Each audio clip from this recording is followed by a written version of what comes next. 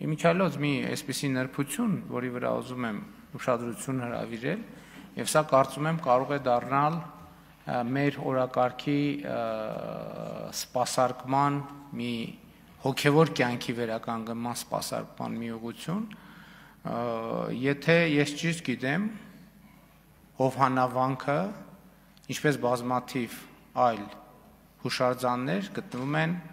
կառավարության հաշվեկշռում եւ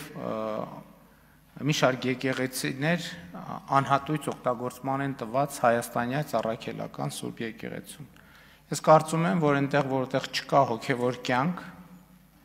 այլ կան ինտրիգներ, կան խարդավանքներ, ֆեյքերի ոնց էին անվանել, հաջող ձևակերպում կար, ֆեյքերեցների թե երեց ֆեյքերի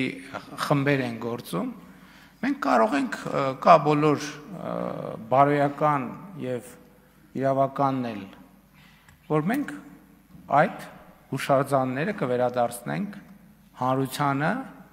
եւ Տեր Արամին եւ նրան նման քահանաներին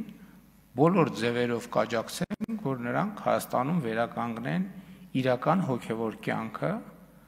եւ ես ինքս էլ որպես քաղաքացի հոգևոր կյանքի անհրաժեշտ հարթակի անհրաժեշտություն տեսնում եմ եւ կարծում եմ իմ փնտրտուքներն էլ տեսանելի են եւ կարծում եմ, որ համեն դեպս նախնական տպավորություն կա, որ այդ տեղը գտնվել է, ես իմ տպավորությունները կփորձեմ անձամբ ստուգել։ Արձագանքից հետո մի բան էլ կասեմ։ Շնորհակալ եմ, պարոն վարչապետ, ըստ էության Հայաստանի Հանրապետության բոլոր քաղաքացիները հոգևոր առաջնորդի փնտրտուքի մեջ են իրականում, որովհետև որևէ մեկի ինչքան էլ փորձեցին արատավորել Տեր Արամին Հուդա եւ այլն անվանակոչելով, այնուամենայնիվ Հայաստանի Հանրապետության շարքային քաղաքացին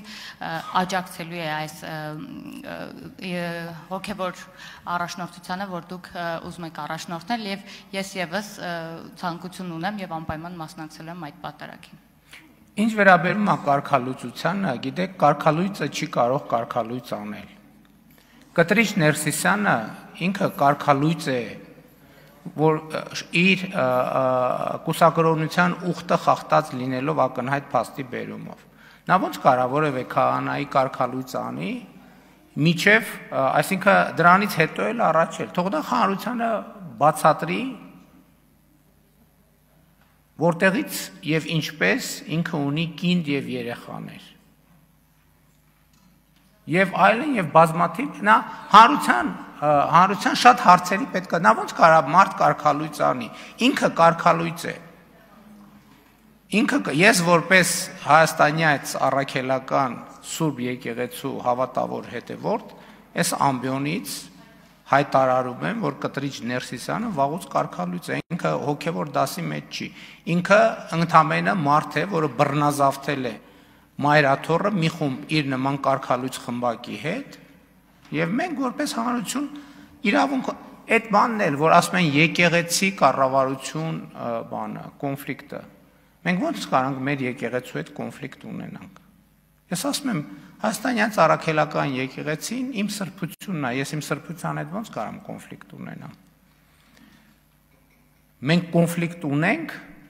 Հայաստանյան առաքելական Սուրբ եկեղեցին պղծողների հետ։ Նրա ուխտը ոտնահարողների հետ եւ բոլոր այդ մարդիկ կարգալույծ են։ Եվ այո, ես կգնամ եւ հաղորդություն կընդունեմ, եթե կարգալույծը է արել, այդ նշանակում է, որ այդ կարգալույծության օրը Տեր Արամը եկեղեցու կողմից եկեղեցին ժողովուրդն է։ Իրական օծման օրը հենց այդ օրն է եւ որպես նոր օծված քահանա ես պատրաստ եմ եւ ոչ միայն պատրաստ եմ, այլ կանեմ դա Տեր Արամի ձեռքից հաղորդություն կընդունեմ, որովհետեւ եթե կարգալույծը նրան կարգալույծ է արել, այդ նշան ապացույցն է նրա քահանա օծված լինելու եւ ես համարում եմ, որ հոգևոր կյանքի մեծ հավանականության իմ հոգևոր կյանքի տեղը գտել եմ։ Շնորհակալ եմ։